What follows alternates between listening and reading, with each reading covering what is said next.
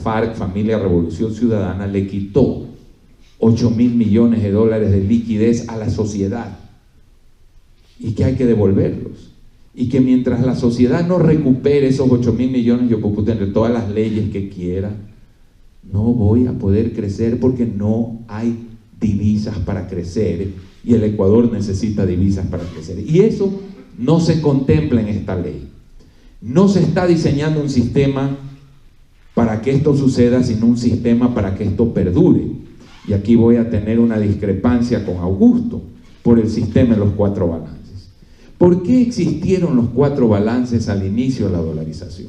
¿Qué es, señores, una dolarización en el mínimo de ser sana?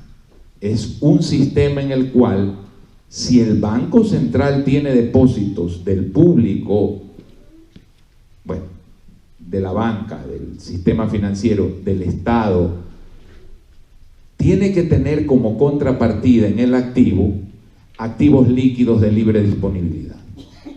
¿Qué es un activo líquido de libre disponibilidad?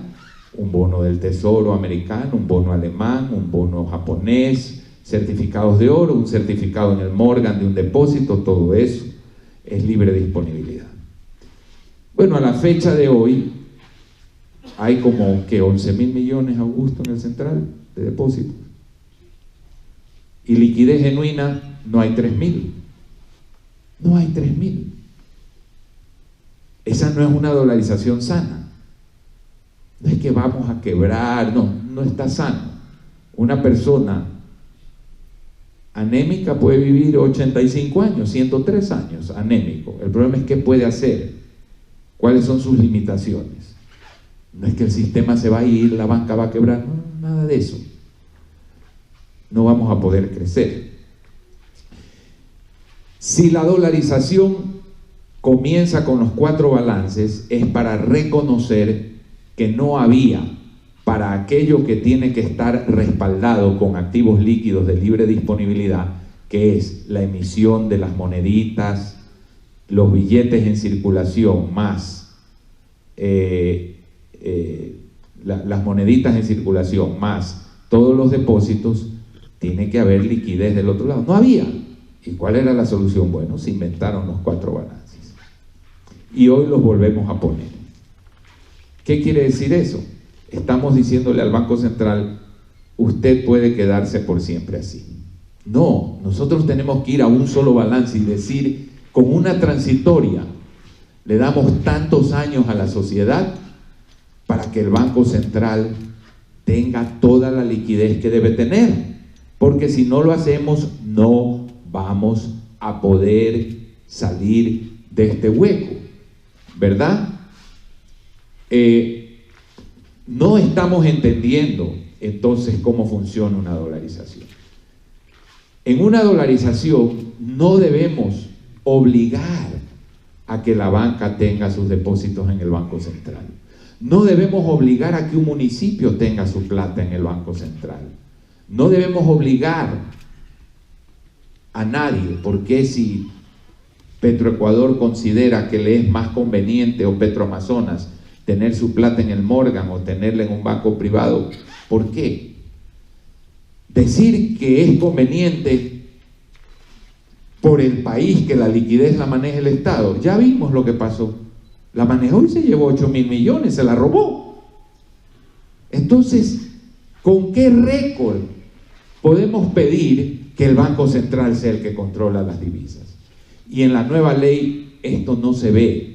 No apunta a decirle a la sociedad ecuatoriana, aquí no puede haber 5% de impuesto a las salidas porque en una de divisas, que es un impuesto a la entrada, porque en una dolarización una restricción a la cuenta de capitales es un anatema. Es casi como poner en el matrimonio católico la obligación de un amante. Eso no puede existir en el matrimonio católico, eso es un anatema. Es incompatible con la naturaleza del sacramento. Es incompatible con la naturaleza de una dolarización tener una restricción en la cuenta de capitales. Y es incompatible fijar las tasas de interés y fuera del Banco Central.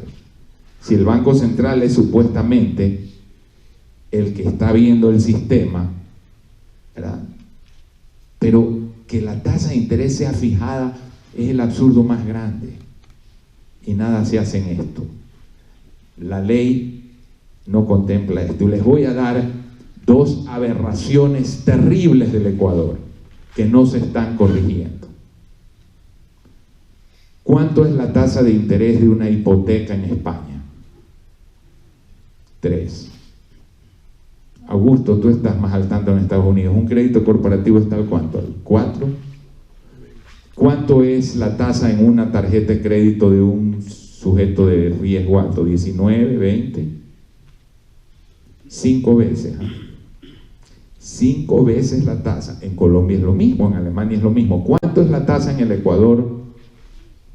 Y aquí hay esos como Ignacio que son duros para cobrar. ¿En cuánto está la tasa? 16. ¿Y en cuánto la fijaron la corporativa hace 4, 5, 6 años? Al 11, máximo. ¿No era 11? ¿Ah? Pero el techo era 8.95. No es ni el doble. En el mundo es de 4 a 5 veces la relación, Ignacio, de tasa de crédito frente a tasa de consumo. ¿Cuál fue el mensaje a la sociedad ecuatoriana cuando nadaba en divisas? Tome un riesgo e invierta, amplíe su negocio o consuma. El mensaje fue consuma, porque el crédito del consumo fue abaratado en términos relativos y a los economistas no nos interesan los precios absolutos, nos interesan los precios relativos. Fueron abaratados los precios del consumo frente a la inversión. Desfasamos la inversión privada a tal punto que en el Ecuador la mitad de la inversión la hizo el sector público, contra un 80% de inversión que la hace el sector privado en Colombia, Perú o Chile. ¿Y qué inversión hizo el sector público? 2.300 millones de la refinería, 1.400 millones en el Aromo, etcétera, etcétera, etcétera. Y un sector privado rezagado en inversión, hoy que justamente necesitamos que sea el motor del crecimiento, no lo puede hacer por ese rezago y seguimos con ese control de tasas de interés. ¿Estamos apuntando a eso en la ley? No. ¿Estamos apuntando a desmantelar eso? No. Segundo, ¿han visto ustedes un país del mundo, uno, donde un sistema financiero formal porque está controlado por una superintendencia, que se llama cooperativas, paga el doble de tasa que otro sistema formal controlado por otro superintendente que se llama banca? ¿Quién sabe aquí a qué velocidad están creciendo los depósitos de las cooperativas?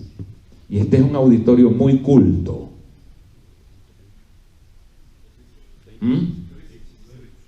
Están creciendo 3 veces más rápido que los bancos. El sistema financiero, la plata puede estar o en una cooperativa o en un banco o en un colchón, no hay más.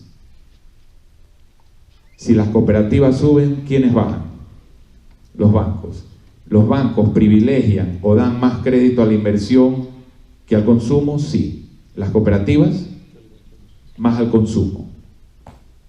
¿Qué necesita la sociedad? ¿Consumir o invertir?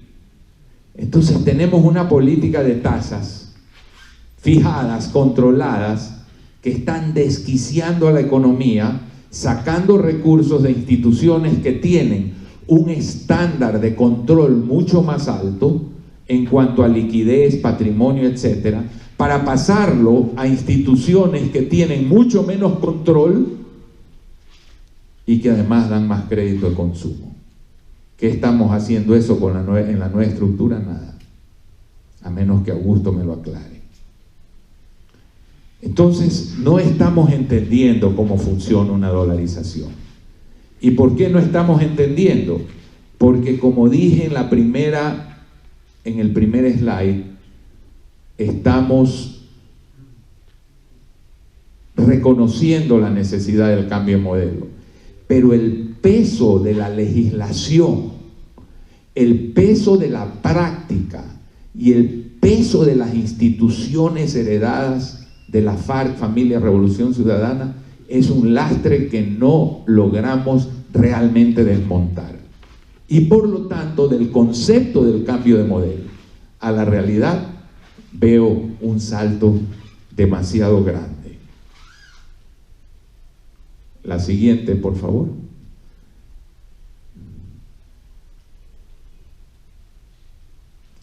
Hay una pugna entre las autoridades de control, Superintendencia de Bancos,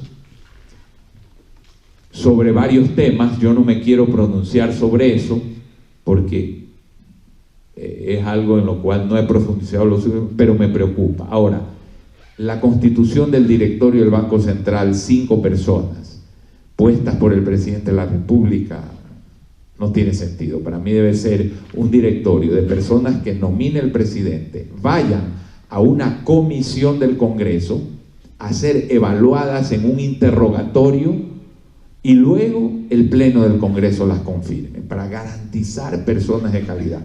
Y ese directorio debería tener una serie de facultades que se las están pasando para otro lado. Ahora, que se diga que puede haber política monetaria en un país con dolarización me causa a mí problemas.